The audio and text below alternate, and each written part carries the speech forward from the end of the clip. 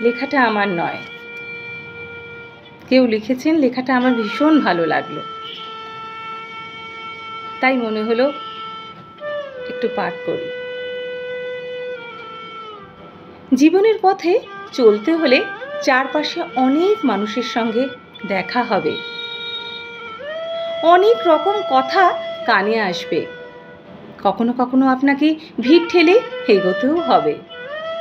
এমন সময় আপনি যা করবেন তা হলো ইগনোর।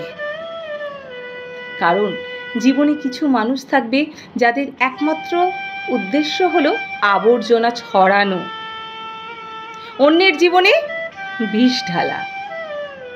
লাইফ আপনার, চয়েস, ডিসিশন সব আপনার। নেগেটিভিটি যেখানেই দেখবেন সেখান থেকে নিজেকে সরিয়ে নেবেন। এটা দুর্বলতা নয়, বরং নিজের মানসিক শান্তির প্রতি দায়িত্বশীল থাকা। খারাপ লাগলেও এটা সত্যি, আপনি যাদের বন্ধু ভাবেন তাদের অনেকেই আপনার মতন আপনার পতন চায়। সহানুভূতির মুখোশ পরে তারা সুযোগ খুঁজে বেড়ায় আপনাকে আঘাত করার। তাদের সেই সুযোগটা দেবেন না। অপ্রয়োজনীয় তর্কে যাবেন না। কাউকে বোঝাতেও যাবেন না। কেউ যদি আপনাকে মূর্খ বলে, হেসে বেরিয়ে আসুন। এতে আপনি সময়, এনার্জি আর মানসিক শান্তি সবই বাঁচাবেন। আপনার রেসপন্সই আপনার শক্তি।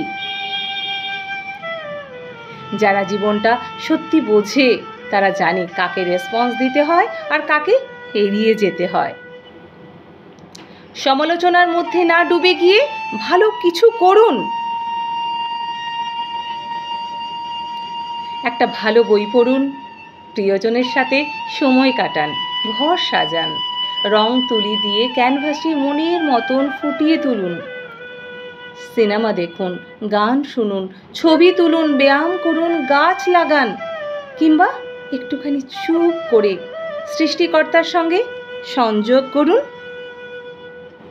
নিজেকে বাঁচান অপ্রয়োজনীয় মানুষের অগ্রাসন থেকে। আপনার জন্য আসল মানুষগুলোকে চিনে নিন।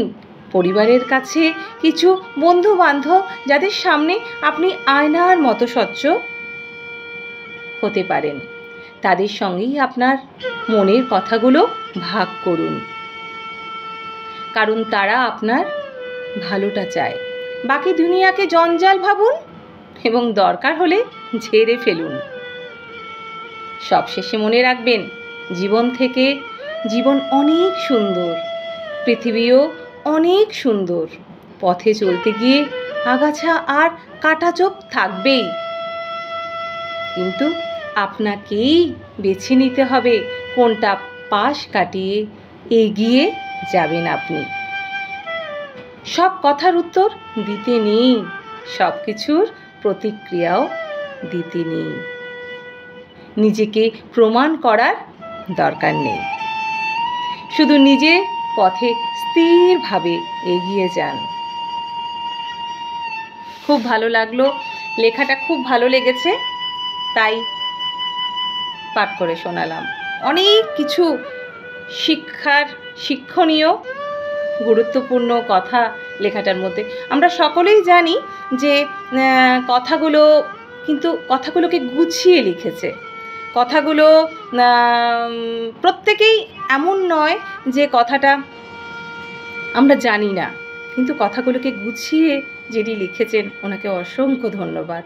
সত্যি প্রকৃত সত্য কথা যে নেগেটিভিটি মানুষের কাছ থেকে সরে যান, নয়তো আপনিও নেগেটিভে ভর্তি হয়ে যাবেন। সবসময় পজিটিভ ভাবুন, পজিটিভ পথে চলুন। আপনারও ভালো হবে, যে আপনার সামনে থাকবে তারও ভালো হবে।